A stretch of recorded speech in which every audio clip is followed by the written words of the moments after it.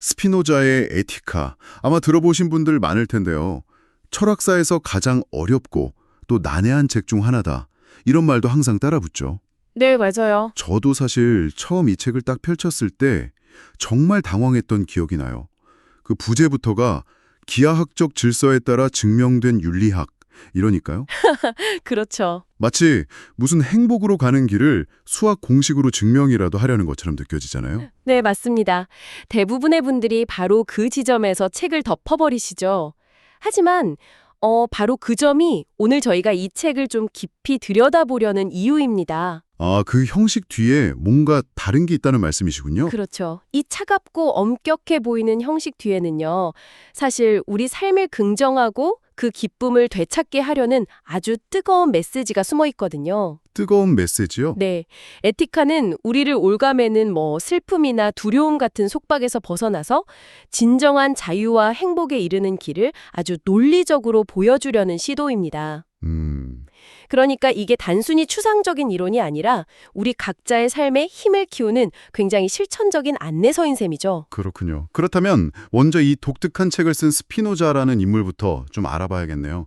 이렇게 기쁨과 긍정의 철학을 이야기한 사람이 정작 본인의 삶은 순탄치 않았다고 들었습니다. 네, 맞아요. 유대인 공동체에서 파문까지 당하고 굉장히 고독하고 힘겨웠다고 하던데 대체 어떤 사람이었기에 이런 철학을 펼치게 된 걸까요? 네, 그 스피노자는 17세기 네덜란드에 살았던 유대인 철학자인데요. 당시로서는 정말 굉장히 급진적인 사상가였습니다. 급진적이요? 네, 말씀하신 것처럼 그는 23살이라는 아주 젊은 나이에 유대교 공동체로부터 가장 높은 수위의 저주와 함께 파문을 당했습니다. 그렇다고 해서 기독교로 개종한 것도 아니었고요. 말 그대로 모든 공동체로부터 벗어난 경계인 이방인이었던 겁니다. 정말 외로웠겠네요. 그래서 그의 삶은 평생 렌즈를 깎는 그런 소박한 노동으로 생계를 유지하면서 아주 고독하게 사유하는 시간으로 채워졌습니다. 주변에서는 그를 어떻게 봤나요?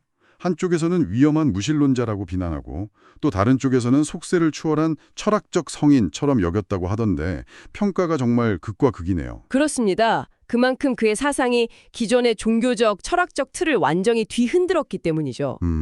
결국 그의 대표작인 이 에티카는 생전에 출판되지 못하고 그가 세상을 떠난 뒤에야 유고집으로 출간됐습니다. 아, 사후에 나왔군요. 네, 살아있을 때 출간했다면 어떤 위험에 처했을지 모르니까 일종의 안전을 위한 조치였죠. 18세기까지만 해도 몽테스큐에나 흉 같은 주류 철학자들은 스피노자를 신의 존재를 부정하는 아주 위험한 무신론자라고 맹렬히 비난했습니다. 그런데 정말 흥미로운 건 시간이 흐르면서 그 평가가 완전히 180도 바뀌었다는 점이에요. 네, 그렇죠. 독일의 낭만주의 시인 괴테나 노발리스 같은 사람들은 오히려 스피노자를 신에게 취한 철학자라고 부르면서 극찬하기 시작했죠. 맞습니다. 아니, 어떻게 무신론자라는 비난과 신에게 취했다는 찬사가 한 사람에게 동시에 붙을 수가 있는 거죠? 바로 그 지점이 스피노자 철학의 핵심과 맞닿아 있습니다. 스피노자가 말하는 신이요, 우리가 생각하는 그런 전통적인 종교의 신이 아니었기 때문입니다. 아, 인간처럼 의지를 갖고 상과 벌을 내리는 그런 인격적인 신이 아니다. 정확합니다. 이 부분은 저희가 앞으로 더 자세히 다루게 될 겁니다. 어쨌든 스피노자는 시간이 흐르면서 모든 전통과 권위에서 벗어나서 자신만의 방식으로 진리를 추구했던 해방된 지식인의 상징처럼 받아들여지기 시작했습니다. 특히 철학자 니체의 반응이 아주 인상 깊었어요. 니체는 스피노자를 자신의 가장 위대한 선구자라고 부르면서 마치 오래전 잃어버렸던 쌍둥이 형제를 만난 것 같다고 표현했죠. 네, 니체는 스피노자에게서 깊은 동질감을 느꼈습니다. 니체는 스피노자가 인식을 가장 강력한 정서로 만들었다는 점에서 자신과 같다고 봤어요. 인식을 가장 강력한 정서로 만들었다. 그게 어떤 의미일까요? 그러니까 감정에 그냥 휩쓸리는 게 아니라 알과 이해를 통해서 감정을 다스리고 더 높은 차원의 기쁨에 이른다는 사상에 매료된 거죠. 아, 특히 니체는 스피노자가 아주 단호하게 부정했던 5가지 개념이 있거든요. 네. 자유의지, 목적론, 도덕적 세계 질서, 이타주의, 그리고 악의 존재. 바로 이 5가지에서 자신의 철학적 동지를 발견했다고 고백할 정도였습니다. 자, 그럼 이제 본격적으로 에티카라는 책 자체로 들어가 보죠. 아까도 잠깐 얘기했지만 이 책을 처음 펴는 사람들을 가장 당황하게 만드는 건 역시 그 기하학적 형식일 겁니다. 네, 그렇죠. 무슨 유클리드 기하학 교과서처럼 정의, 공리, 정리, 증명, 주석 이런 순서로 전개되잖아요. 이걸 도덕 기하학이라고 부르기도 하더군요. 네, 도덕 기하학이라는 별명이 딱 맞습니다. 스피노자는 인간의 윤리와 행복에 관한 문제조차도 기하학처럼 명확한 원리에서 출발해서 연역적으로, 즉 논리적인 추론을 통해 증명할 수 있다고 믿었습니다. 왜 하필 그런 방식을 썼을까요? 가장 일반적인 해석은요, 스피노자가 신의 계시나 어떤 애매한 역사적 경험 혹은 변덕스러운 상상력 같은 불확실한 것들에 기대지 않으려고 했다는 겁니다.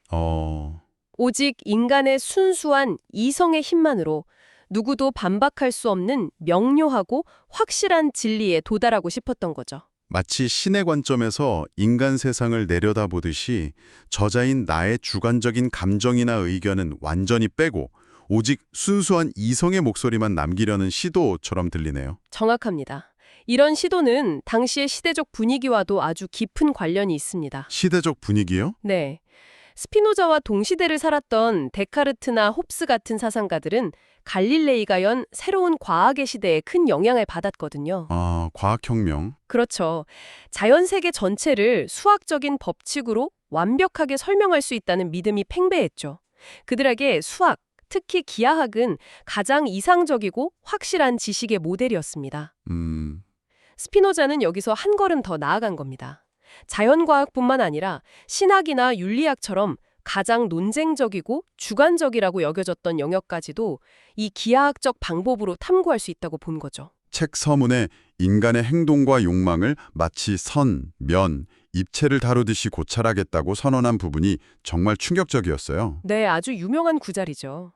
잠깐만요. 근데 인간의 욕망이나 감정을 선이나 면처럼 다루겠다는 건 좀 비인간적으로 들리기도 하는데요. 마치 우리를 감정이 없는 기계처럼 분석하겠다는 말 같아서 좀 거부감이 들 수도 있겠어요. 아주 좋은 지적이십니다. 실제로 많은 분들이 그렇게 느끼죠. 하지만 스피노자의 의도는 사실 그 반대였습니다. 반대요? 네. 그는 인간을 비하하려던 게 아니라 오히려 인간을 자연의 일부로서 온전히 이해하려고 했던 겁니다. 그는 인간만이 자연의 인과 법칙에서 벗어나서 자유의지를 가진 특별한 존재, 즉 왕국 속의 왕국이라고 생각하는 그 교만을 버려야 한다고 봤습니다. 인간도 자연의 일부일 뿐이다. 그렇죠. 슬픔이나 미움 같은 감정들을 도덕적으로 막 비난하기에 앞서서 그것들이 왜 어떤 원인에 의해 발생하는지를 마치 자연현상처럼 객관적으로 이해해야만 비로소 거기서 벗어날 수 있다고 생각한 거죠. 알겠습니다. 그러니까 감정을 없애려는 게 아니라 감정의 작동 원리를 이해해서 그걸 다스리려고 했다. 이런 거군요. 바로 그겁니다. 그런데 이 기하학적 형식에 대해서 또 다른 해석도 있다고요? 이 형식이 단순히 스피노자의 생각을 전달하는 도구일 뿐만 아니라 그 자체로 또 다른 의미를 담고 있다는 분석이요? 네, 바로 그 점이 에티카를 읽는 또 다른 재미입니다. 해리 울프슨 같은 학자는 이 방법이 우주의 구조를 그대로 보여준다기보다는 독자들을 설득하고 교육하기 위한 일종의 수사학적 장치라고 봤습니다. 수사학적 장치요? 네. 또 어떤 학자는 스피노자가 신성모독으로 여겨질 수 있는 논쟁적인 주장을 펼치면서 스스로의 격한 감정을 억제하고 냉정함을 유지하기 위한 도덕적 자기 통제의 도구로 이 형식을 사용했다고 분석하기도 합니다. 잠깐만요. 그건 정말 흥미로운데요. 프랑스 철학자 질 들레즈는 여기서 한 발 더 나아가서 에티카가 사실은 한 권이 아니라 세 권의 책이라고 주장했다고요? 네, 들레즈의 해석이죠. 그건 대체 무슨 뜻인가요? 들레즈의 해석은 아주 독창적입니다. 그는 에티카가 서로 다른 세 개의 언어로 쓰여 있다고 봤어요. 첫 번째는 정리들의 언어입니다. 네, 이건 아주 엄격한 직명의 연쇄로 뭐랄까 마치 영원히 흐르는 거대한 강을 따라가는 늙지 않는 배와 같다고 표현합니다. 아주 차갑고 비인격적이고 영원한 진리를 담고 있죠. 네, 그게 우리가 보통 생각하는 에티카의 이미지죠. 논리적이고 딱딱한. 그렇죠. 그런데 두 번째 언어가 있습니다. 바로 주석들의 언어입니다. 주석이요? 네. 주석은 정리와 증명 사이에 불규칙하게 나타나서 그 논리의 흐름을 갑자기 끊고 들어옵니다. 들레즈는 이 주석들을 가리켜서 마치 땅속에서 갑자기 펑 터져 나오는 지하의 화산과 같다고 말합니다. 지하의 화산이요? 네. 여기서는 스피노자의 개인적인 목소리, 때로는 분노와 조롱, 웃음이 그대로 터져 나온다는 겁니다. 그래서 들레즈는 이 주석들만 모으면 스피노자의 반성서이자 분노와 웃음의 책이 된다고까지 말했습니다. 와, 정말 완전히 새로운 시각이네요. 그럼 책 한 권 안에 차갑고 이성적인 스피노자랑 뜨겁고 감정적인 스피노자 두 사람이 함께 들어있는 셈이군요. 바로 그겁니다. 엄격한 형식 뒤에 숨겨진 스피노자의 진짜 목소리를 그 주석을 통해서 들을 수 있다는 거죠. 들레즈가 말한 세 번째 언어는 본질의 언어인데 이건 조금 더 복잡하니까 나중에 다루기로 하고요. 네. 어쨌든 중요한 것은 이 기하학적 형식이 단순히 내용을 담는 그릇이 아니라 그 자체로 우리가 파고들어야 할 중요한 의미를 담고 있다는 점입니다. 이 기하학적 방법이 단순히 표현 방식을 넘어서 당시의 어떤 새로운 시대 정신, 그러니까 근대적 개인의 탄생과 깊은 관련이 있다는 해석도 아주 인상 깊었습니다. 네. 저자의 개성을 지우는 비인격적인 형식이 오히려 개인의 자기 창조와 관련이 있다니 이건 좀 역설적으로 들리는데요. 역설적이지만 정확한 통찰입니다. 초기 근대 자산가들에게는 수학과 기하학을 단순히 계산하는 기술이 아니었습니다. 그런가요? 네. 그것은 자기 자신을 스스로 만들어가는 존재로서의 인간이라는 새로운 비전과 연결되어 있었죠. 한번 생각해 보세요. 이전 시대까지 진리의 원천은 무엇이었을까요? 성서나 아리스토텔레스 같은 고대의 권위였겠죠? 그렇죠. 하지만 데카르트나 스피노자 같은 근대 철학자들은 아니다. 진정한 진리는 다른 사람의 말이 아니라 잘 훈련된 나 자신의 이성을 통해 스스로 발견해야 한다라고 선언한 겁니다. 아, 이제 알겠습니다. 그러니까 외부의 권위에 의존하지 않고 오직 내 안의 이성이라는 방법을 통해서 확실한 진리에 도달하겠다는 태도. 그 증명의 과정 자체를 통해서 독자가 스스로 생각하는 힘을 기르길 바랐던 거군요. 맞습니다. 데카르트가 말한 진정한 인간, 어음브레 어음이라는 개념이 떠오르네요. 용기 있고 결단력 있고 무엇보다 자기 자신에게 충실한 진정성 있는 개인을 최고의 가치로 내세웠잖아요. 바로 그 지점입니다. 모든 주어진 체제, 낡은 습관, 사회적 편견에서 벗어나서 자기 자신의 이성으로 사물의 이치를 처음부터 다시 따져 묻는 태도, 이것이 바로 근대적 개인주의의 핵심입니다. 흥미롭게도 프랑스 사상가 알렉시드 토크빌은 바로 이 데카르트적 방법론이야말로 미국 민주주의 정신의 핵심이라고 통찰했습니다. 오, 정말요? 네. 에티카의 기하학적 방법 역시 독자 한 사람 한 사람을 바로 그런 독자적이고 주체적인 사유를 하는 개인으로 이끌기 위한 위대한 훈련 과정이었던 셈입니다. 그렇게 보니까 이 책이 완전히 다르게 보이네요. 결국 에티카의 칸 그림은 신에 대한 논의에서 시작해서 인간의 자유라는 목적지에 도착하는 하나의 긴 여정이군요. 네, 맞습니다. 겉보기에는 차가운 명제들의 나열 같지만 그 본질은 우리를 얽매는 그릇된 믿음과 외부의 권력으로부터 벗어나서 명료한 자기인식이라는 약속의 땅으로 나아가는 정신의 탈출기라고 할 수 있겠습니다. 네, 정신의 탈출기라는 표현이 아주 적절합니다. 이 책 전체를 관통하는 핵심 질문을 한 문장으로 요약하자면 이렇습니다. 네. 우주를 지배하는 신적인 목적도, 우리가 따라야 할 최종적인 목표, 또 사라져버린 세계, 그리고 인간이 더 이상 자연 속의 특별한 존재가 아니라 그저 자연의 온전한 일부가 되어버린 세계에서 인간의 자유와 존엄성은 과연 어디에 근거할 수 있는가? 와, 정말 근본적인 질문이네요.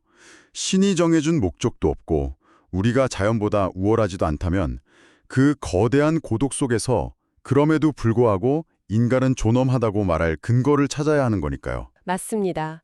그래서 이 책은 겉으로 드러나는 비인격적인 문체와는 달리 그 심연과 같은 고독의 정면으로 맞선 한 인간의 깊은 실존적 고뇌가 담긴 작품입니다. 그렇군요. 그리고 스피노자가 마침내 찾아낸 해답은 놀랍게도 아주 단순하고 따뜻합니다.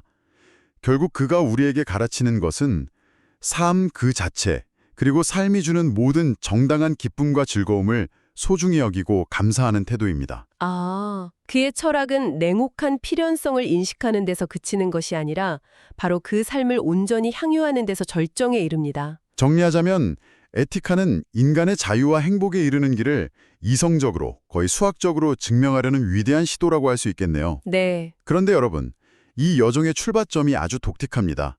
바로 신에 대한 논의에서 시작한다는 점이죠. 인간의 행복에 관한 책이 왜 그토록 추상적이고 밀도 높은 신, 즉 스피노자가 말하는 실체, 서브스턴스에 대한 이야기로 시작하는 걸까요?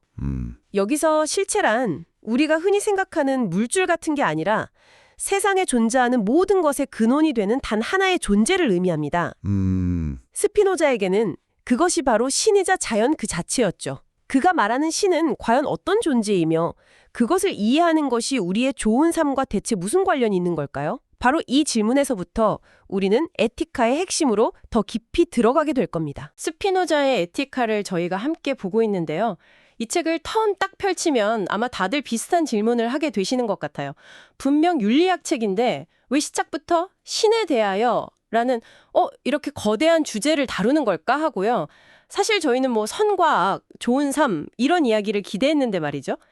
오늘은 바로 그 이유, 스피노자가 왜 자신의 윤리학 전체를 이 신이라는 주춧돌 위에 세워야만 했는지 그 거대한 설계도를 한번 들여다보겠습니다. 네, 그 질문이야말로 에티카의 핵심을 꿰뚫는 가장 중요한 첫걸음이라고 할 수 있습니다.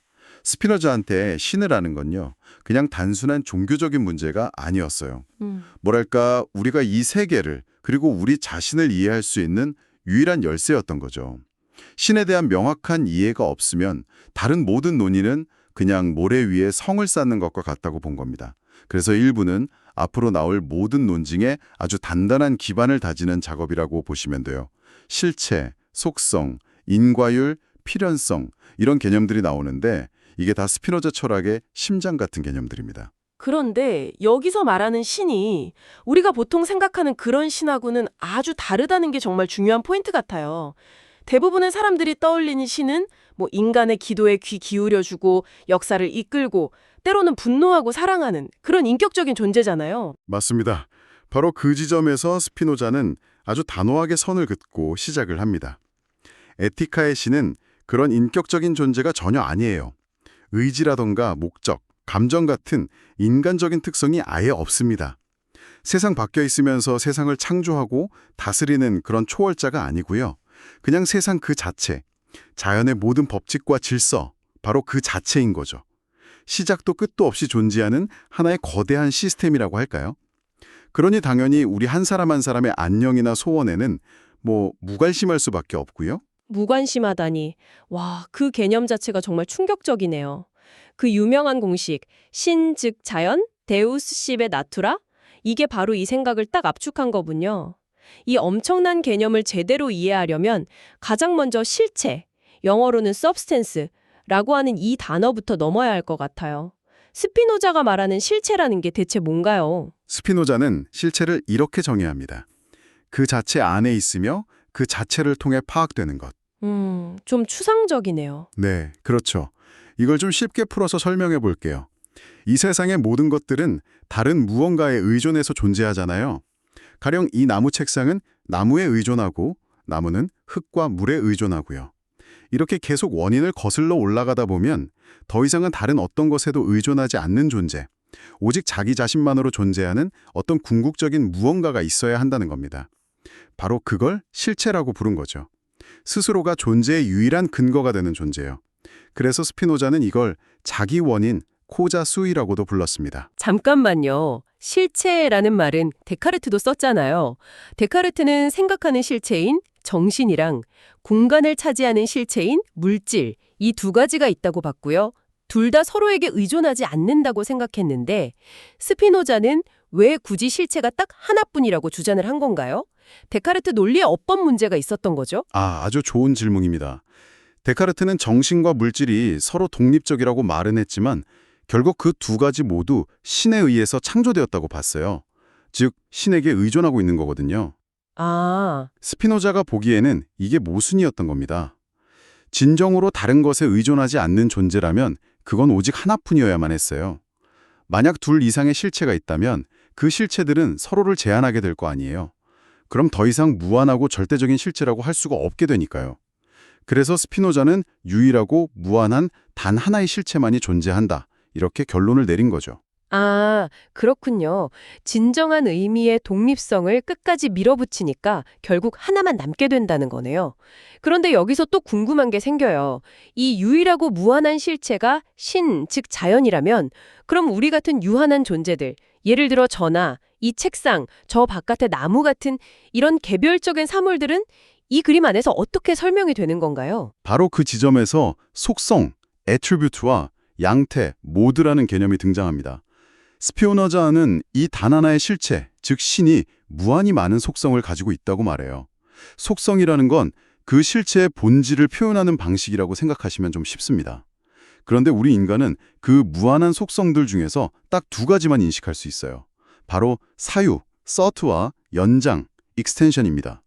연장은 쉽게 말해서 공간을 차지하는 물리적인 측면이고 사유는 관념이나 생각 같은 정신적인 측면이죠. 그럼 양태는 뭔가요? 양태는 그 속성들이 구체적으로 나타난 모습들입니다.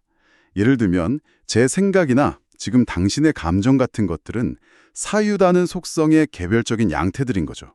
그리고 제 몸이나 이 책상은 연장이라는 속성의 개별적인 양태들이고요.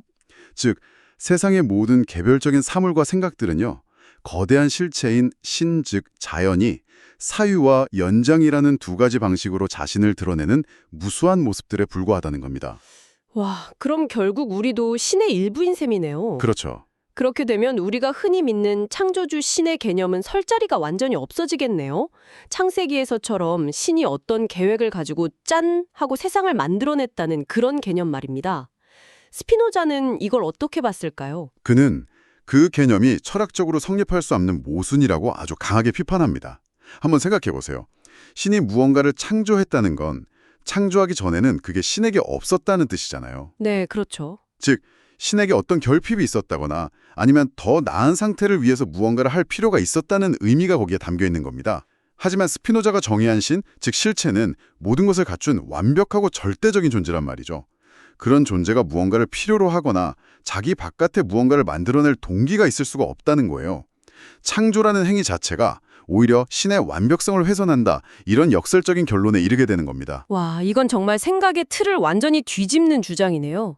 보통은 위대한 창조를 신의 전능함의 증거라고 생각하는데 스피노자는 반대로 완벽하기 때문에 아무것도 창조할 필요가 없다고 본 거군요. 바로 그겁니다. 마치 삼각형의 본질로부터 세 내각의 합은 180도라는 성질이 필연적으로 따라 나오는 것과 같아요. 신이 세 내각의 합을 180도로 만들어야겠다 하고 의도한 게 아니잖아요. 아, 그냥 당연한 결과인 거죠? 네, 그냥 본질에서 비롯되는 필연적인 결과일 뿐입니다.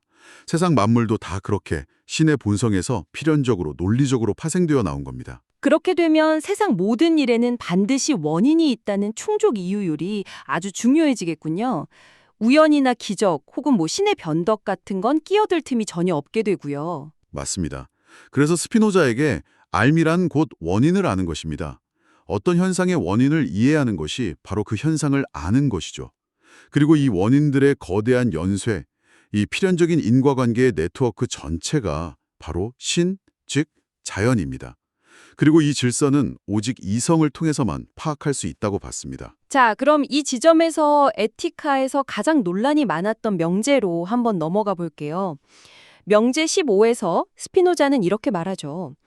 존재하는 모든 것은 신 안에 있고 신 없이는 아무것도 존재하거나 파악될 수 없다. 이게 그를 범신론자, 심지어는 무신론자라는 비난까지 받게 한 핵심 문장 맞죠? 네, 맞습니다. 이 문장은 당시 사람들에게 정말 엄청난 충격을 줬습니다. 만약 모든 게 신 안에 있다면 내 책상도 신이고 저기 있는 돌멩이도 신이라는 말인가? 그럼 신의 그 신성함은 어디로 가는가? 이런 비판이 쏟아졌죠. 더 나아가서 만약 모든 것이 신의 필연적인 전개 과정의 일부라면 인간의 자유의지는 어떻게 되는 걸까요? 아, 그러네요. 내가 무언가를 선택하고 책임진다는 도덕의 기본 전제 자체가 흔들리게 되는 것 아니냐는 아주 심각한 질문을 던집니다. 스피노자는 이 위험한 질문에 어떻게 답을 하나요? 그가 정말로 책상이 신이라고 말하려던 걸까요? 그건 아닙니다. 스피노자는 거기서 명확하게 선을 긋습니다. 그가 말하는 신은 개별 사물들의 총합이 아니에요. 그보다는 자연 전체를 지배하는 근본적인 법칙과 인과 질서의 총체에 가깝습니다. 그는 신이 세상 밖에서 원인을 제공하는 초월적 원인이 아니라 세상 안에서 작동하는 원리, 즉 내재적 원인이라고 강조하거든요. 내재적 원인. 네, 예를 들어 중력 법칙이 사과 안에 있으면서 사과를 떨어지게 만들지 저 하늘 위에서 사과를 잡아당기는 게 아닌 것과 비슷하다고 보시면 됩니다. 아, 법칙 그 자체가 신이라는 말씀이시군요. 그런데 그렇게 되면 굳이 신이라는 단어를 쓸 필요가 있었을까 하는 생각이 들어요. 그냥 자연법칙이라고 하면 될 텐데 말이죠. 이게 바로 사람들이 그를 무신론자라고 비난했던 이유 아닐까요? 모든 것이 신 안에 있다는 말이나 신이라는 특별한 존재는 없다는 말이나 사실상 같은 의미로 들릴 수 있으니까요. 정확한 지적입니다. 당대의 관점에서 보면 그의 철학은 무신론으로 보일 수밖에 없었어요. 특히 연장, 즉 공간을 차지하는 물질성이 신의 속성 중 하나라고 말한 것은 거의 치명적이었죠. 전통적인 유대 기독교 사상에서 신은 순수한 영적 존재이지 결코 물질적일 수가 없었거든요. 이건 정말 신성모독이었습니다. 스피노자는 신에게서 의지, 지성, 목적 같은 인간적인 특성을 아주 철저하게 제거하려고 했습니다. 아, 신의 지성과 우리의 지성이 완전히 다르다고 한 그 비유가 아주 유명하죠. 네. 그는 신의 지성과 인간의 지성은 이름만 같을 뿐이지 하늘의 별자리인 개자리와 짖는 동물인 개만큼이나 아무런 공통점이 없다고 말합니다. 그만큼 신을 비인격적인 존재로 만들려고 했던 거죠. 결국 그의 목표는 성견의 신을 이성적으로 설명하려는 게 아니라 아예 새로운 개념으로 대체하는 것이었습니다. 그러니 동시대인들이 그를 무신론자로 낙인 찍은 것은 어찌 보면 당연한 귀결이었다고 할 수 있습니다. 일부 마지막에 보면 부록이 하나 붙어 있는데 여기서 스피노자는 한 걸음 더 나아가더라고요. 그렇다면 인간은 왜 신을 자기들처럼 생각하고 행동하는 인격적인 존재로 상상하게 되었는가? 이 질문에 대한 심리학적인 분석을 내놓는데 이 부분이 정말 날카로웠습니다. 맞습니다. 이 부록은 그의 사유가 얼마나 시대를 앞서갔는지를 보여주는 백미 같은 부분이라고 생각해요. 그는 목적을 가진 인격신에 대한 믿음이 인간의 정신 능력 중에서 상상력 때문에 생겼다고 주장합니다. 인간은 자기 자신이 늘 어떤 목적을 가지고 행동하잖아요. 배고파서 밥을 먹고 살기 위해 집을 짓는 것처럼요. 그러다 보니까 상상력을 발휘해서 이 세상의 모든 것들도 어떤 목적을 위해 존재할 거라고 넘겨짚게 된다는 겁니다. 아, 그러니까 비는 곡식을 자라게 할 목적으로 내리고 태양은 우리를 따뜻하게 해줄 목적으로 뜬다고 생각하는 그런 경향이 있다는 거군요. 모든 걸 인간 중심적으로 해석하는 거죠. 바로 그렇습니다. 그리고 이 인간 중심적인 착각이 체계화된 것이 바로 종교에서 발견되는 조직화된 미신, 즉 스피노자가 말하는 편견입니다. 우리는 신이 우리처럼 의지를 갖고 상과 벌을 내리는 재판관 같은 존재일 거라고 상상하게 되죠. 스피노자는 이런 믿음이 결국 우리가 원인을 모를 때 도피하는 무지의 성역에 불과하다고 일갈합니다. 무지의 성역이라는 표현이 정말 강렬하네요. 지붕에서 기왓장이 떨어져서 사람이 죽었을 때 그 물리적인 원인을 따지다가 결국 마지막에 가서는 다 신의 뜻이었어 라고 말해버리는 그런 상황을 묘사한 거죠. 네. 왜 하필 그때 바람이 불었나? 왜 하필 그 사람이 거길 지나갔나? 원인의 원인을 꼬치꼬치 캐묻다 보면 결국 이성은 한계에 부딪히거든요. 바로 그 설명 불가능한 지점에 신의 뜻이라는 아주 편리한 간판을 내걸고 더 이상 생각하기를 멈춘다는 겁니다. 스피노자는 이성이 해야 할 일은 바로 그 무지의 성역을 허물고 모든 것의 필연적인 원인을 끝까지 파헤치는 것이라고 본 거죠. 이러한 목적론 비판은 그럼 우리의 가치 판단에도 엄청난 영향을 미칠 것 같아요. 만약 자연에 아무런 목적이 없다면 우리가 흔히 말하는 선과 악, 아름다움과 추함 같은 개념들은 다 어떻게 되는 건가요? 스피노자의 대답은 아주 단호합니다. 그런 가치들은 자연 자체에 내재된 것이 아니라 전적으로 인간의 관점에서 비롯된 창조물에 불과하다는 겁니다. 자연은 도덕적이거나 비도덕적이지 않아요. 그냥 존재할 뿐이죠. 예를 들어 우리가 어떤 음악을 듣고 조화롭다고 느끼는 건 그 소리가 우리 귀의 신경을 즐겁게 하기 때문이지 그 음악 자체에 조화라는 객관적인 속성이 있어서가 아니라는 겁니다. 아, 우리에게 이로우면 선이나 아름다움이 되고 해로우면 악이나 추함이 되는 아주 상대적인 개념일 뿐이라는 거죠. 여기서 정말 근본적인 질문이 생기네요. 스피노자의 이 목적론 비판이 신이나 자연의 목적을 부정하는 것을 넘어서 혹시 우리 인간의 목적까지도 부정하는 걸까요? 제가 예를 들어 변호사가 되겠다는 목적을 갖는 것, 이것도 그냥 환상에 불과한 걸까요? 그 지점이 스피노자 해석에서 가장 흥미롭고 또 논쟁적인 부분입니다. 좀 급진적인 해석에 따르면 그렇다고 볼 수 있습니다. 모든 목적론적 원인은 인간의 허구라는 그의 말은 인간의 목적 역시 결국에는 선행하는 원인들의 연쇄로 다 설명될 수 있다는 의미로 읽힐 수 있거든요.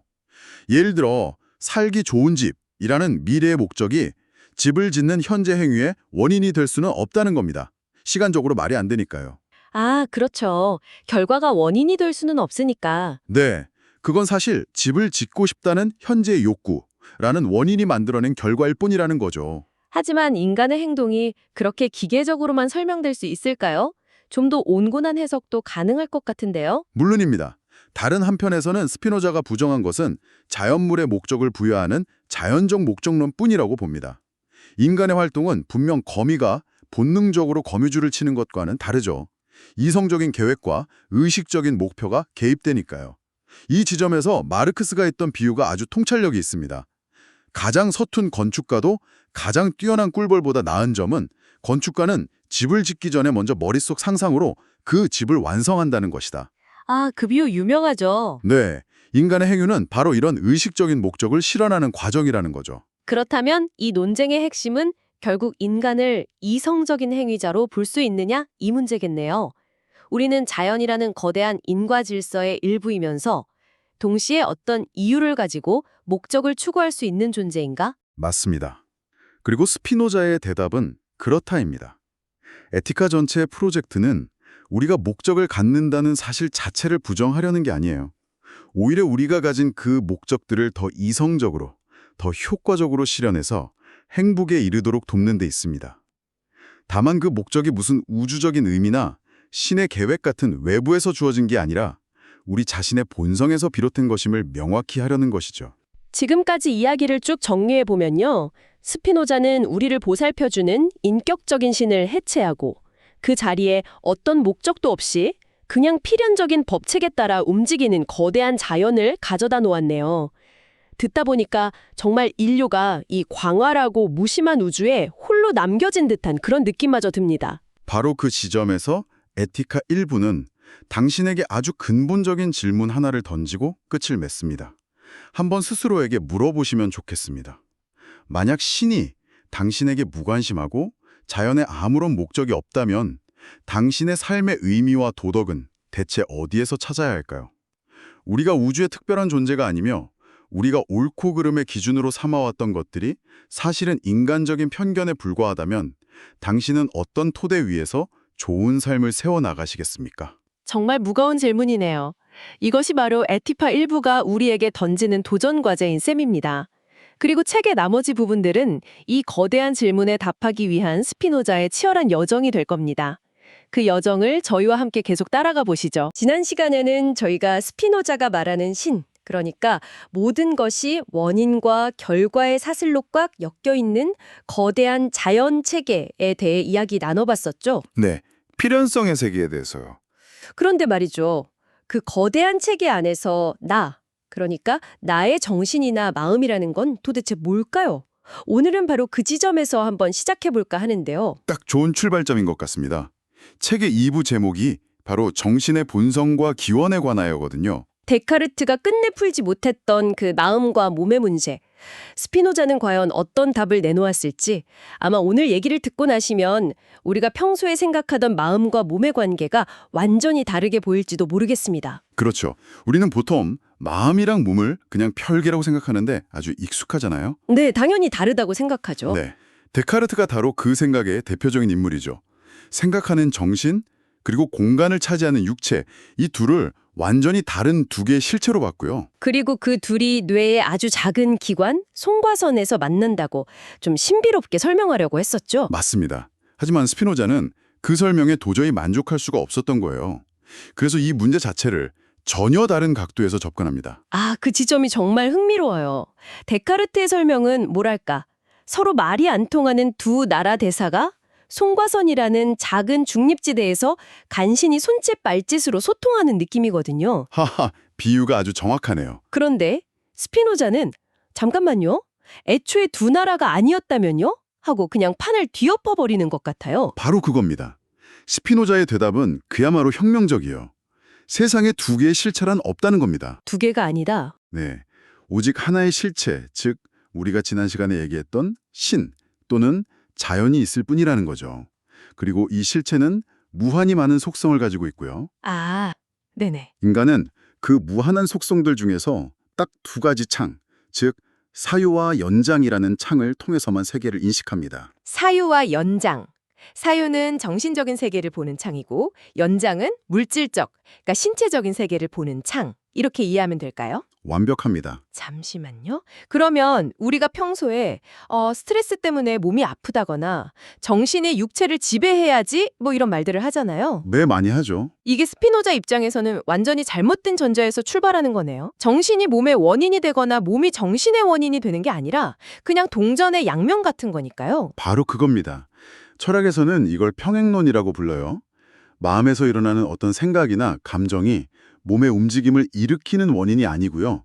그 반대도 아니라는 겁니다. 그럼 뭐죠? 그 둘은 그냥 동일한 하나의 사건에 대한 서로 다른 표현일 뿐이에요. 아, 그 유명한 오리토끼 그림 같은 거군요. 네, 맞아요. 정확한 비유입니다. 그림은 하나인데 어떤 관점에서 보면 오리고 다른 관점에서 보면 토끼인 것처럼 하나의 사건이 정신의 관점에서는 생각으로, 신체의 관점에서는 생리적 변화로 나타난다는 거네요. 바로 그거죠.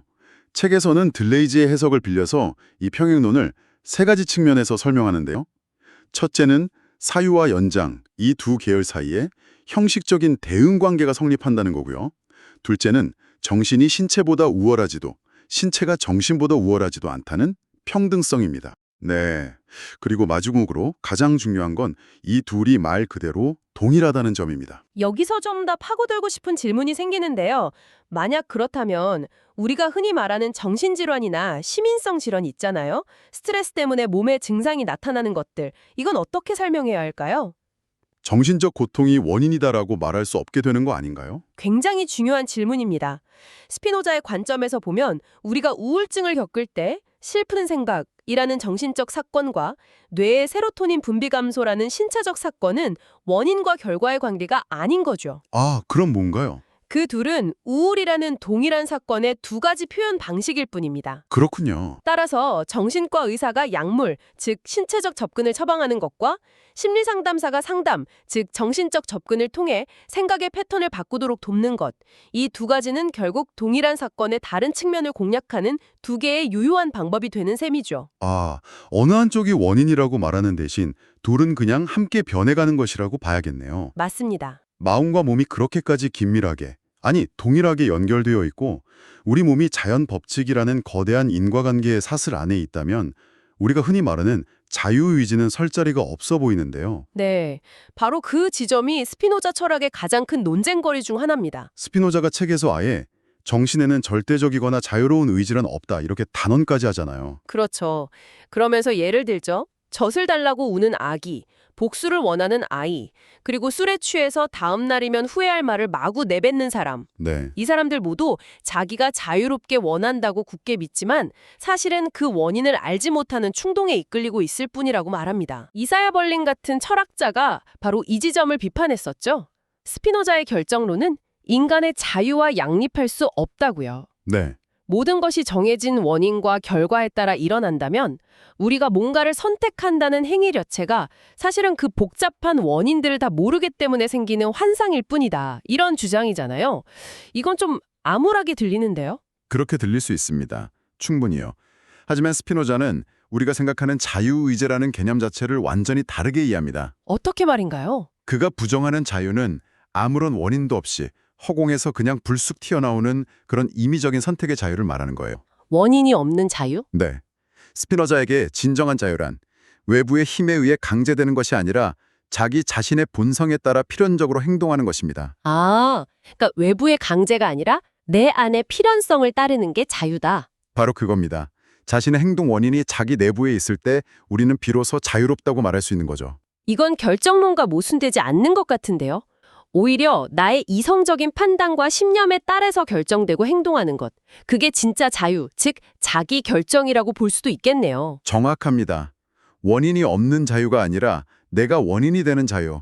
스피노자에게 자유는 원인이 없는 상태가 아니라 자기 자신이 그 원인이 되는 상태를 의미합니다. 그렇군요. 그리고 이 진정한 자유에 이르는 길은 바로 알을 통해 열립니다. 알미요? 네. 가장 높은 단계의 알에 도달해야만 자유로워질 수 있다는 말씀이신데, 그런데 사실 우리를 가장 부자유롭게 만드는 게 통제할 수 없는 감정이나 욕망이잖아요. 스피노자는 이 문제에 대해서는 어떻게 접근하나요? 이 알을 통해서 감정의 노예 상태에서 벗어날 수 있다는 건가요? 정확합니다. 정신이 속박에서 자유로 나아가는 이 여정을 스피노자는 알의 세 단계를 통해 설명하는데요. 그 여정의 첫 번째 단계가 바로 상상입니다. 라틴어로는 이마기나티오죠. 상상. 네, 이건 우리가 감각이나 소문 혹은 좀 무질서한 경험을 통해 얻는 편편적이고 혼란스러운 지식이에요. 대부분의 편견이나 미신, 헛된 믿음이 바로 여기서 비롯되죠. 아, 이거 뭐랄까 요즘 소셜 미디어 알고리즘이 만들어주는 세상이랑 되게 비슷하네요. 오, 그렇죠. 내가 보고 싶은 것만 계속 보여주니까 그게 세상의 전부인 것처럼 착각하게 되는 거예요. 특정 정치적 견해나 상품에 대한 편견이 그렇게 만들어지기도 하고요. 아주 적절한 현대적 비유입니다. 하지만 스피노자는 이 상상 그 자체가 나쁜 건 아니라고 말하는 점이 독특해요. 아, 그런가요? 보통 철학에서는 감각이나 상상을 이성보다 좀 열등한 걸로 취급하지 않나요? 맞습니다. 그런데 스피노자는 상상이 오류의 원천이 될 수는 있지만 상상 자체가 오류는 아니라고 봐요. 오히려 상상은 인간 경험의 풍부함과 다양성을 만들어내는 원천이기도 하죠. 책에 나온 예를 들자면 똑같은 말그림을 보고도 군인은 전쟁과 전투를 떠올리고 농부는 밭이란 쟁기를 떠올리는 것처럼요. 각자의 경험과 기억에 따라 동일한 대상에 대해 전혀 다른 연상을 하게 되는 것. 이게 바로 상상의 세계입니다. 또 보편적인 질서를 찾는 단계일 것 같은데요. 네, 맞습니다. 이성은 공통 개념을 통해서 얻는 지식이에요.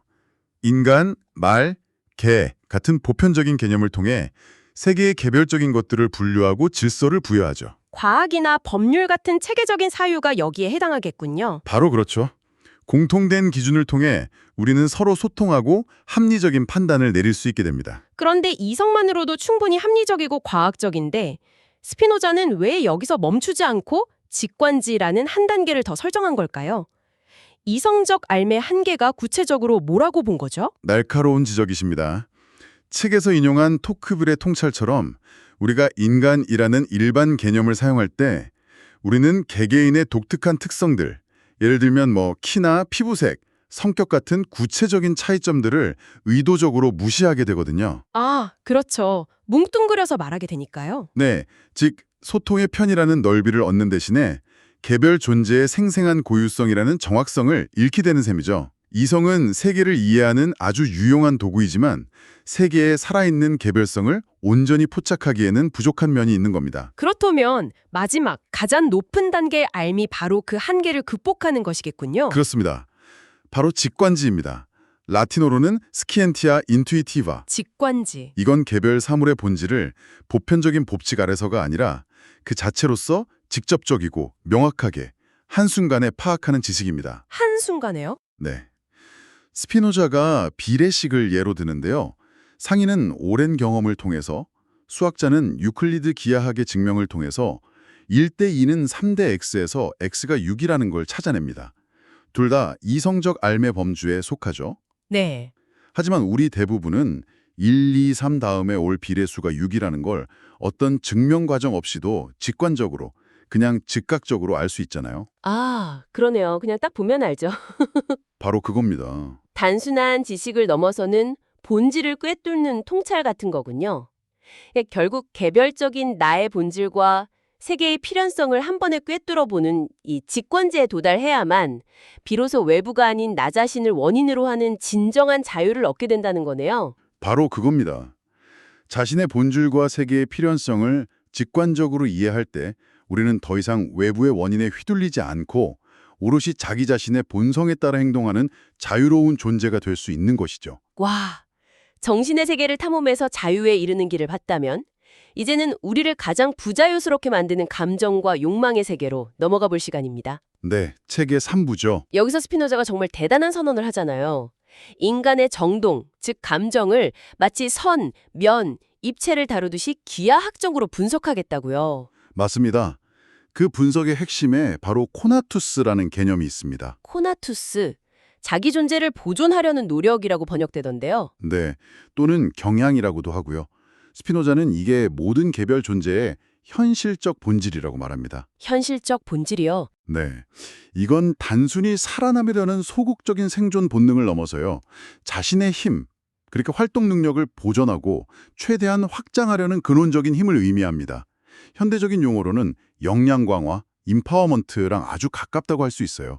모든 존재가 자기 힘을 확장하려는 코나투스를 본질로 갖는다는 건 이해가 되는데요. 근데 이게 인간 사회에 적용되면 결국 만인에 대한 만인의 투쟁으로 가는 홉스의 길과 뭐가 다른가요? 스피노자는 어떻게 이기심의 충돌을 피할 수 있다고 본 거죠? 겉보기에는 비슷하지만 결정적인 차이가 있습니다.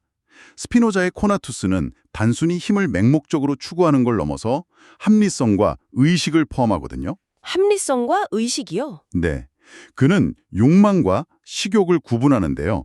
책에서 인용한 정의에 따르면 욕망이란 자신의 식욕을 의식하는 것. 아, 그러니까 맹목적인 생물학적 충동이 식욕이라면 그 충동을 스스로 인식하고 그게 뭘 향하는지 성찰할 때 비로소 인간적인 욕망이 된다는 거군요. 바로 그 점이 핵심입니다.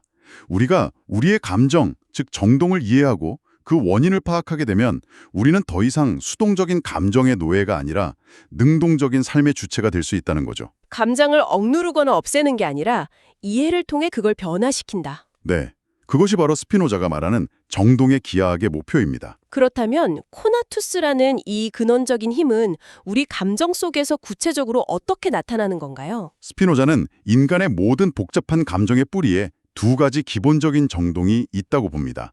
바로 기쁨과 슬픔이에요. 기쁨과 슬픔. 네, 라틴어로는 라이티티아와 트리스티티아. 기쁨은 우리 정신이 더 큰 완전성으로 나아갈 때, 즉 우리의 활동력, 코나투스가 증가할 때 느끼는 감정입니다.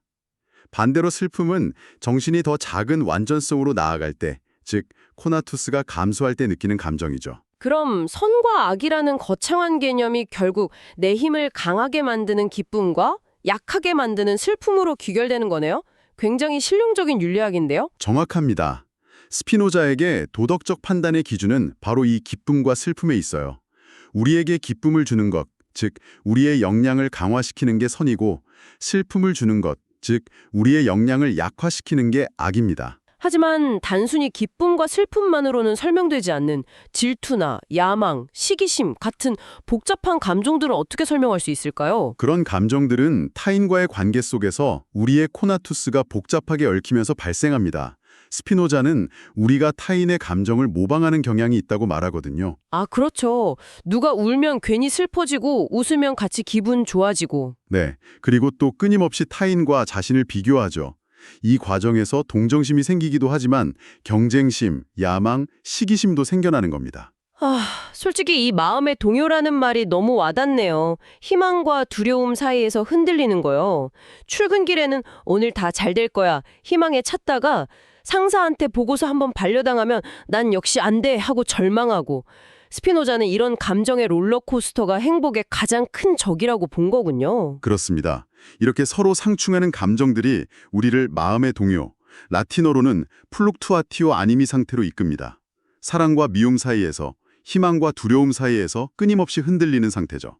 스피노자는 바로 이 마음의 동요가 인간의 행복을 가로막는 가장 큰 장애물이라고 말합니다. 이런 마음의 동요에서 벗어나서 안정과 평화를 얻기 위해 스피노자가 제시하는 이상적인 인간상이 있나요? 네, 있습니다. 스피노자가 제시하는 최고의 덕은 포르티튜도, 즉 정신의 굳셈 또는 성격의 강함입니다. 정신의 굳셈. 네, 이 덕은 단순히 고난을 견디는 수동적인 힘이 아니라 이성에 따라 능동적으로 행동하는 힘을 의미하고요.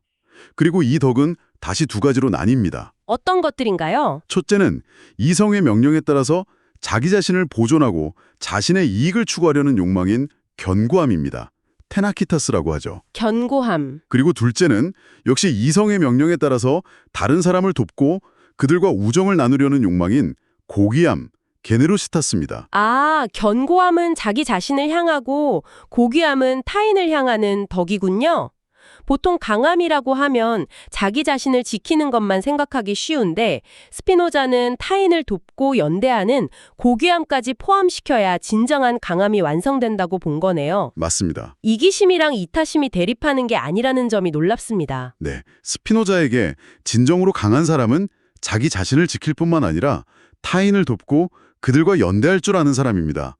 이성 안에서 나의 이익과 타인의 이익이 충돌하지 않고 하나로 통합될 수 있다고 본 것이죠. 와, 오늘은 스피노자를 따라서 정말 인간 정신의 본질과 감정의 역학을 깊이 들여다본 것 같습니다.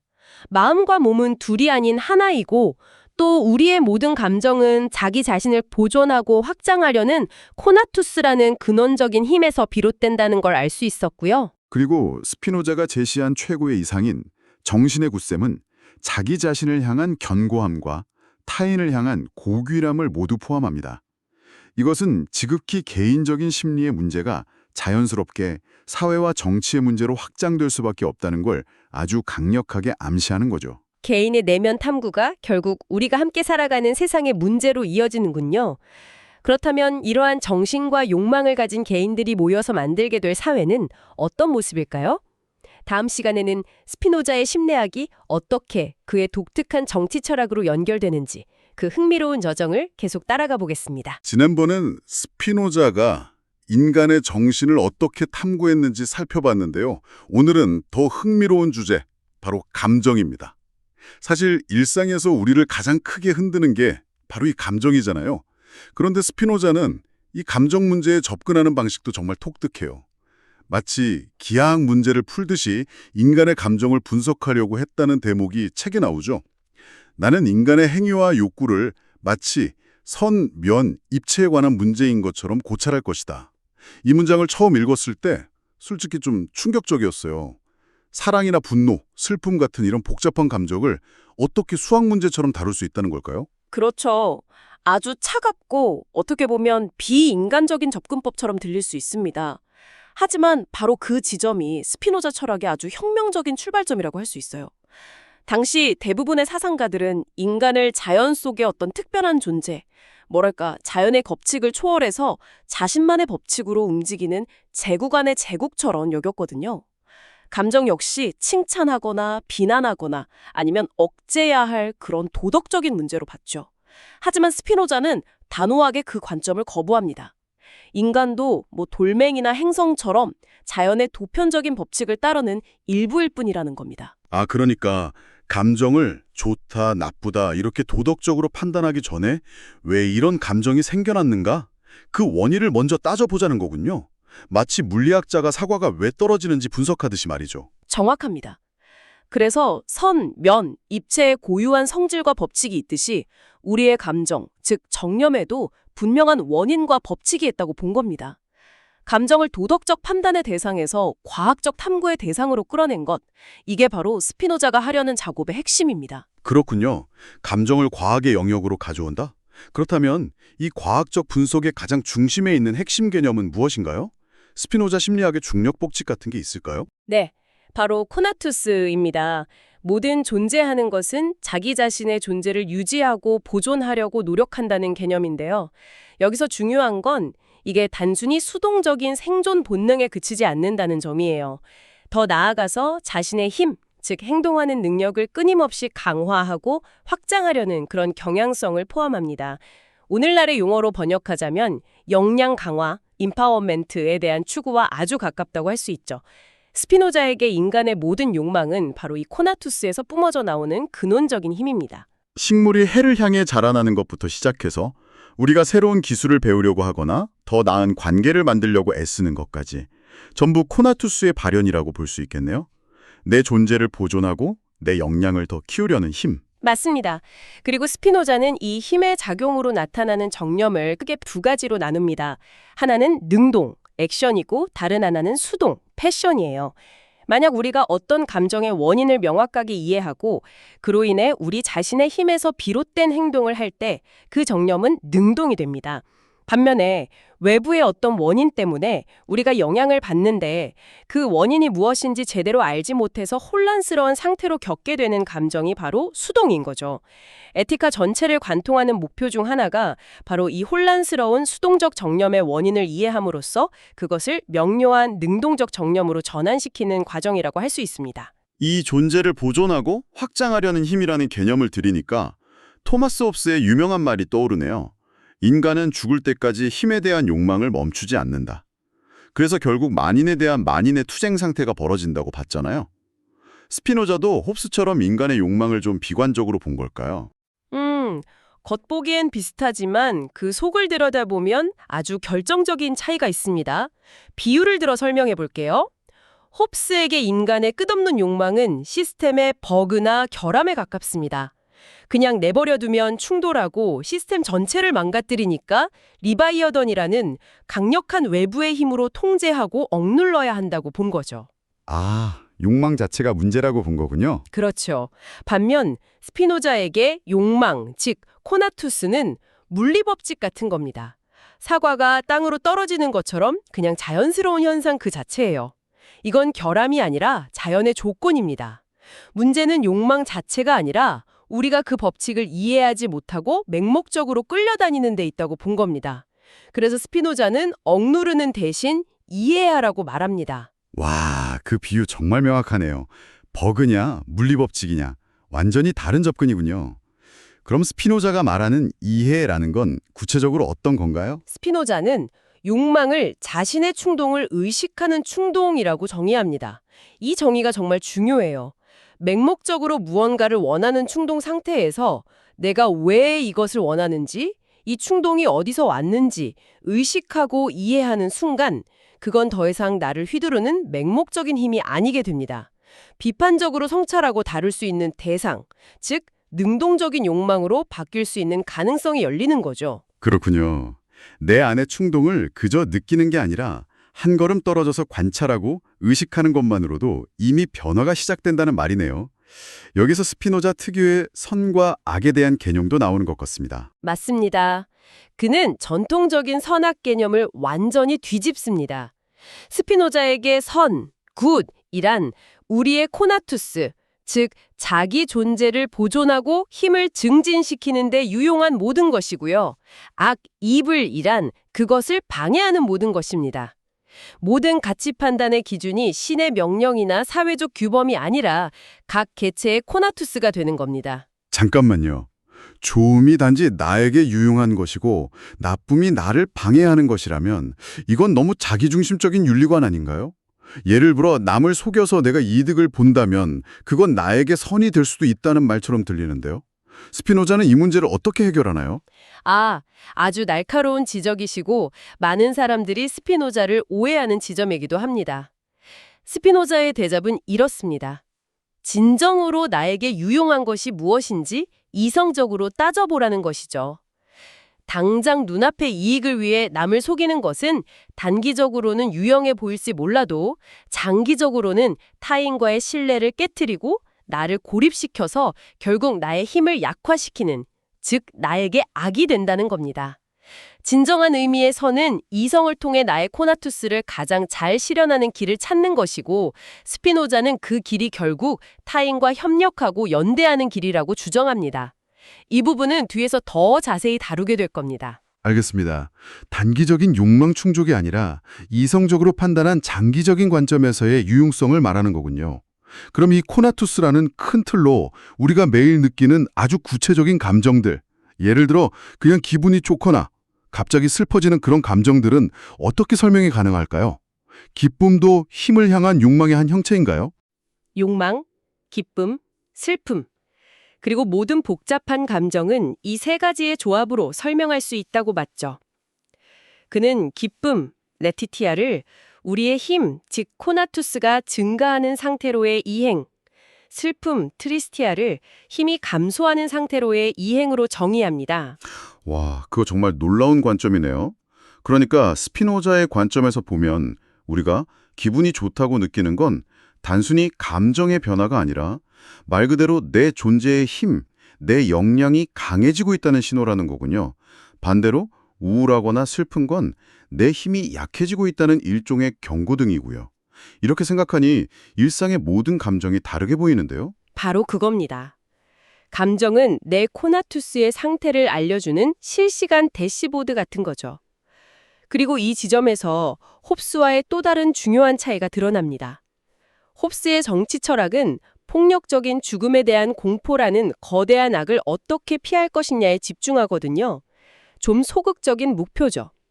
하지만 스피노자는 기쁨이라는 적극적인 가치를 추구합니다.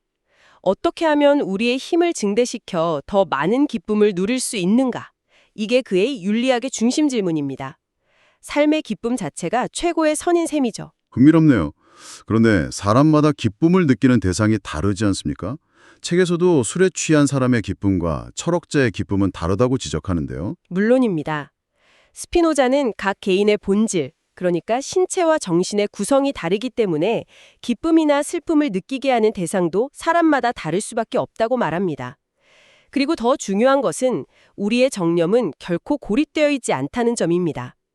그는 정념의 모방, 아펙툼 이미타티오라는 개념을 제시하는데요. 우리가 자신과 비슷하다고 상상하는 다른 존재가 어떤 정념을 겪는 것을 보면 우리도 그와 비슷한 정념을 겪게 된다는 겁니다. 아, 그거 혹시 요즘 말하는 감정 전염이나 공감과 비슷한 건가요? 영화를 보면서 주인공과 함께 슬퍼하거나 기뻐하는 것 같은. 아주 비슷합니다. 이게 연민이나 공감의 원천이 되기도 하죠.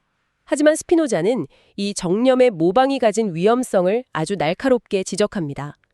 이게 경쟁, 질투, 증오 같은 부정적인 사회적 감정의 근원이 되기도 한다는 겁니다. 예를 들어 내가 사랑하는 것을 다른 사람도 사랑하게 되면 나는 그 사람을 경쟁자로 여기고 미워하게 될 수 있다는 거죠. 모든 사람이 내가 사랑하는 것을 사랑하고 내가 미워하는 것을 미워해 주길 바라는 마음. 스피노자는 이것을 야망이라고 불렀고 사람들 사이에 갈등을 낳는 주된 원인으로 봤습니다. 듣고 보니 소셜미디어 세상이 바로 떠오르네요. 타인의 행복을 보고 나도 저걸 가져야겠다고 욕망하거나 타인의 분노를 보고 나도 덩달아 분노하게 되는 현상. 이에 바로 350년 전 스피노자가 말한 정념의 모방의 현대적 버전 같네요. 이렇게 타인과의 관계 속에서 끊임없이 흔들리는 마음의 상태. 책에서 마음의 동요, 플럭추에이션 아님이라고 부르는 이 문제에 대한 스피노자의 해결책은 무엇인가요? 스피노자가 제시하는 최고의 덕, 인간이 도달할 수 있는 가장 높은 경지는 바로 불굴성입니다. 라틴어로는 포르티투도인데 문자 그대오는 힘 또는 용기를 의미하지만 여기서는 성격의 강함 정도로 이해하면 좋습니다. 이는 아리스토텔레스의 위대한 영혼이나 데카르트의 고귀함 같은 고전적인 덕의 계보를 잇는 개념입니다. 데카르트의 고귀하며 그 개념을 좀 더 설명해 주실 수 있나요? 비교해서 들으면 불굴성이 더 잘 이해될 것 같아요. 좋은 생각입니다. 데카르트가 말한 고귀함이라는 게 당시로서는 아주 혁신적인 개념이었어요. 그전까지 서양에서 고귀함은 주로 혈통이나 신분의 문제였거든요. 귀족으로 태어나야 고귀한 거죠. 그런데 데카르트는 그걸 자신의 자유의지를 올바르게 사용하려는 굳건하고 확고한 의지로 재정의했습니다. 즉, 신분이나 재산이 아니라 선을 행하려는 의지만 있다면 누구나 고귀한 사람이 될 수 있다는 아주 민주적인 덕의 개념을 제시한 겁니다. 와, 신분제 사회에서 그런 생각을 했다는 게 대단하네요. 덕의 개념을 혈통에서 개인의 의지로 가져온 거군요. 바로 그겁니다. 스피노자는 바로 그 지점에서 한 걸음 더 나아갑니다. 그는 이 불굴성을 두 가지 측면으로 나눕니다. 첫째는 강인함, 아니모시타스고 둘째는 고결함, 제네로시타스입니다. 강인함은 오직 이성의 명령에 따라서 자기 자신을 보존하고 자신의 유용성을 추구하려는 내면적인 힘입니다. 외부의 정념에 휘둘리지 않고 이성적으로 판단해서 자신의 길을 가려는 용기라고 할 수 있죠. 그렇다면 고결함은 뭔가요? 강인함이 나를 지키는 힘이라면 고결함은 다른 방향성을 갖는 힘인가요? 정확합니다. 고결함이라고 제네로시타스는 이성의 명령에 따라 다른 사람들을 돕고 우정으로 그들과 결합하고자 노력하는 외향적인 힘입니다. 즉, 진정으로 강한 사람, 불굴성을 갖춘 사람은 단단한 내면으로 자신을 지킬 뿐만 아니라 그 힘을 타인과의 연대를 위해 사용할 줄 아는 사람이라는 겁니다. 고결함이라 자신을 지키는 힘이 결국 타인과 연결되려는 힘으로 확장된다는 것이군요. 이건 정말 중요한 지점 같은데요. 개인의 심리나 덕성에 대한 이야기가 자연스럽게 사회와 정치의 문제로 넘어가는 다리처럼 느껴집니다. 맞습니다. 스피노자에게 윤리적인 세계는 필연적으로 사람들 사이에서 인터허미네스 존재하는 사회적 세계입니다. 고립된 개인의 완성은 불가능하다고 본 거죠. 나의 코나투스를 온전히 실현하고 진정한 기쁨을 얻기 위해서는 이성을 가진 다른 사람들과의 관계가 필수적이라는 생각. 이 생각이 바로 그의 심리학이 어떻게 정치 철학으로 연결되는지를 보여주는 핵심적인 고리입니다. 그래서 홉스와 마찬가지로 자연 상태나 사회 계약 같은 개념들을 사용하지만 스피노자가 최종적으로 그리는 공동체의 모습은 홉스의 그것과는 사뭇 다릅니다. 그렇군요. 개인의 성격적 강함이 타인과의 연결 없이는 불완전하다면 우리가 진정으로 자유로워지고 강해지기 위해 만들어야 할 사회는 어떤 모습이어야 할까요? 단순히 서로를 해치지 않는 안전한 사회를 만드는 것을 넘어서 각자의 힘과 이성을 함께 피워나가는 공동체를 상상해 볼 수 있을 것 같습니다. 스피노자가 우리에게 던지는 궁극적인 질문이 바로 그것이 아닐까 싶네요. 스피노자는 철학으로 인간을 고통에서 구원할 수 있다고 믿었던 그런 철학자입니다. 그리고 그 구원의 최종 열쇠로 신에 대한 지적인 사랑이라는 어쩌면 역사상 가장 오해받은 개념을 제시했죠. 오늘 저희는 스피노자의 대작 에티카의 마지막 장을 통해 이 개념이 정말로 우리에게 자유를 주는 궁극의 지혜인지 아니면 비평가들의 말처럼 인간성을 거세한 위험한 공상인지 그 정체를 한번 파헤쳐 보겠습니다. 사실 그 위험한 공상이라는 표현도 좀 약하게 들릴 정도예요. 저명한 철학자 조노선 베넷은 이 부분을 그냥 이해할 수 없는 쓰레기라고 잘라 말했고요. 쓰레기요? 네. 그리고 루이스 포이어 같은 학자는 이걸 스피노자 개인의 좌절감이 낳은 마조히즘이자 교수대의 유머라는 정말 신랄한 분석까지 내놨습니다. 와, 아니 대체 어떤 내용이길래 이토록 극단적인 반응을 불러일으켰는지 정말 궁금해지네요. 그렇죠. 신에 대한 사랑이라는 말 자체는 굉장히 숭고하게 들리는데 말이죠. 이 논란의 핵심을 제대로 이해하려면 애초에 스피노자가 이 철학이라는 여정을 왜 시작했는지부터 다시 돌아봐야 할 것 같아요. 그가 지성개선론이라는 책에서 이런 다짐을 하잖아요. 돈이나 명예처럼 있다가도 없어지고 사람을 불안하게 만드는 것들 말고 영원히 지속되고 모두와 다툴 필요 없이 나눌 수 있는 진짜 좋은 것, 그러니까 참된 선을 찾겠다고요. 네, 바로 그 지점입니다. 스피노자에게 철학은 그냥 지적인 유희가 아니었던 거죠. 삶을 구원하기 위한 아주 절박한 탐구였던 겁니다. 그리고 그 참된 선에 도달하는 과정을 뭐랄까 사랑의 발전 단계로 설명할 수 있습니다. 스피노자가 제시한 인간의 세 가지 인식 수준, 그러니까 상상, 이성, 직관지가 각각 다른 종류의 사랑이랑 연결되거든요. 이 계단을 하나씩 올라가 봐야 합니다. 알겠습니다. 그럼 가장 낮은 단계, 첫 번째 계단부터 시작해보죠. 정념적 사랑이네요. 스피노자는 이걸 외부 대상에 대한 생각과 결부된 쾌락이라고 정의하는데 말이 좀 어렵습니다. 그건 쉽게 말해서 우리가 흔히 사랑에 빠졌다고 말하는 상태를 생각하시면 돼요. 내 의지랑은 상관없이 어떤 사람이나 사물에 막 강하게 끌리는 거죠. 핵심은 수동적이라는 겁니다. 내 통제 밖에 있는 대상 때문에 내 기쁨과 슬픔이 결정되는 그런 상태예요. 그 플럭추아티오 아니미, 그러니까 마음이 롤러코스터를 타는 것 같은 상태를 말하는 거군요. 내가 좋아하는 사람의 메시지 하나에 천국과 지옥으로 가는 그런 감정의 노예가 되는 상태요. 맞습니다. 그래서 질투나 갈등, 심지어 증오까지 생겨나는 거고요. 네네. 그 모습을 정말 실감나게 보여주는 문학 작품이 하나 있어요. 아이작 바셰비스 싱어의 단편 소설 마르케트 거리의 스피노자 주의자라는 작품인데요.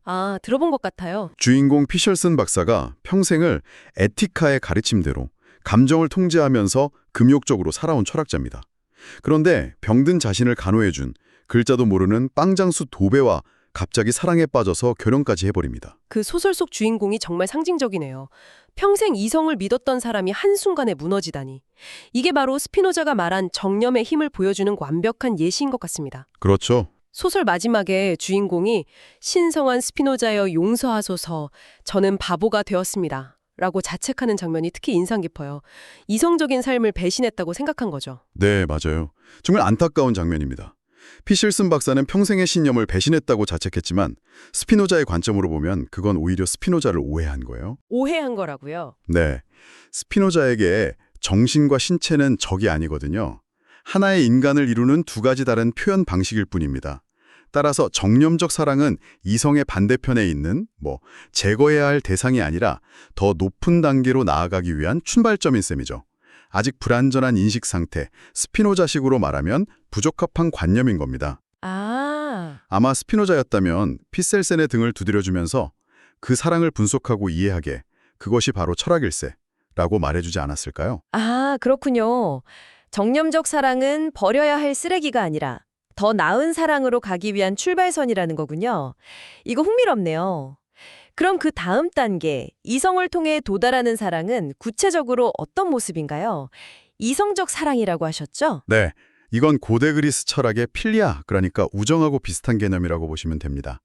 외모 같은 외부 조건이나 막 격렬한 감정에 휘둘리는 게 아니라 상대방의 내면, 특히 스피노자가 정신의 자유, 아니미 리버템이라고 부른 것을 사랑하는 겁니다. 정신의 자유. 네, 자유로운 정신을 가진 한 인격체에 대한 존중과 이해를 바탕으로 한 사랑이죠. 이걸 결혼 제도에까지 적용했다는 게 재밌는데요. 솔직히 좀 차갑게 들리기도 해요. 정신의 자유를 존중하고 자녀를 현명하게 키운다. 물론 좋은 말이지만 우리가 결혼해서 기대하는 뜨거운 애정이나 낭만과는 거리가 있어 보여서요. 스피노자는 그런 감정들을 너무 무시한 거 아닐까요? 아, 좋은 지적입니다. 하지만 스피노자가 열정을 부정하는 건 아니에요. 다만 그 열정에 서로를 소유하고 구속하는 방향이 아니라 두 사람이 함께 성장하고 더 자유로워지는 방향으로 나아가야 한다고 본 거죠. 아, 방향성의 문제군요. 그렇죠. 단순히 육체적인 끌림을 넘어서 아이를 낳아서 현명하게 키우겠다는 공동의 목표, 그리고 무엇보다 서로의 자유를 존중하고 지지하는 관계, 이것이 이성에 부합하는 결합이라고 본 겁니다. 일시적인 감정보다 훨씬 더 단단하고 지속 가능한 관계를 생각한 거죠. 자, 그럼 드디어 그 논란의 중심인 마지막 단계, 지적인 사랑입니다. 솔직히 이 개념은 저도 여러 번 읽었지만 여전히 손에 잘 잡히질 않아요. 제3종의 인식, 직관지에 기반한 사랑이라는데 이게 도대체 어떤 감정이죠? 머리로만 하는 차가운 사랑인가요? 아니면 뭐가 다른 경지가 있는 건가요? 이 지점에서 대부분의 독자들이 길을 잃죠. 핵심은 이게 무슨 신비주의적인 황홀경 체험 같은 게 아니라는 겁니다. 아, 그런 게 아니군요. 오히려 정반대요. 지극히 명료한 암에서 오는 기쁨입니다. 스피노자는 이렇게 말해요. 우리가 자연의 사물들을 더 많이 알수록 우리는 모든 것의 원인인 신의 본질을 더 완전하게 안다. 잠깐만요. 그럼 스피노자가 말하는 신에 대한 사랑이라는 게 우리가 생각하는 그런 종교적인 신앙이나 기도 같은 것과는 아예 다른 거네요. 완전히 다르죠. 말하자면 물리학자가 우주의 근본 법칙을 담은 아름다운 방정식을 마침내 이해했을 때 느끼는 그 지적인 희열, 바로 그게 신을 사랑하는 방법이라는 건가요? 정확합니다. 바로 그거예요. 세상이 어떻게 돌아가는지 그 필연적인 인과관계를 명확하게 깨달을 때 오는 최고의 기쁨. 그것이 바로 스피노자가 말하는 신에 대한 지적인 사랑입니다. 와, 스피노자에게 신은 자연이고 자연은 법칙이니까요. 그 법칙을 아는 것이 곧 신을 아는 것이고 그 암에서 오는 기쁨이 곧 신에 대한 사랑이라는 거죠. 와, 그렇게 생각하니까 완전히 새롭게 들리네요. 그런데 이 지적인 사랑이 정신의 영혼성이라는 개념하고 이어진다는 점도 정말 헷갈리는 부분이거든요. 이건 설마 영혼이 죽지 않고 천국에 간다는 그런 이야기는 아닐 테고요. 물론 아닙니다. 스피노자가 말하는 영혼성은 개인의 기억이나 인격이 사후에도 유지된다는 식의 신학적 불멸과는 전혀 달라요. 여기서도 비유가 아주 유용한데요. 예를 들어 유클리드의 정리를 한번 생각해 보세요. 네. 기원전에 살았던 유클리드라는 개인은 죽어서 사라졌지만 그가 발견한 기하학의 원리는 영원한 진리의 일부가 되었죠. 그건 더 이상 유클리드 개인의 소유가 아니잖아요. 아하, 그러니까 우리 정신이 세상의 필연적인 법칙, 즉 적합한 관념을 파악하는 순간 그 알은 유클리드의 정리처럼 보편적이고 영원한 진리의 일부가 된다는 뜻이군요. 맞습니다. 그렇게 우리의 정신도 영원성에 참여하게 되는 거고요. 바로 그 의미에 가깝습니다. 그래서 스피노자가 이 지적인 사랑을 구원, 축복, 자유라고까지 불러요.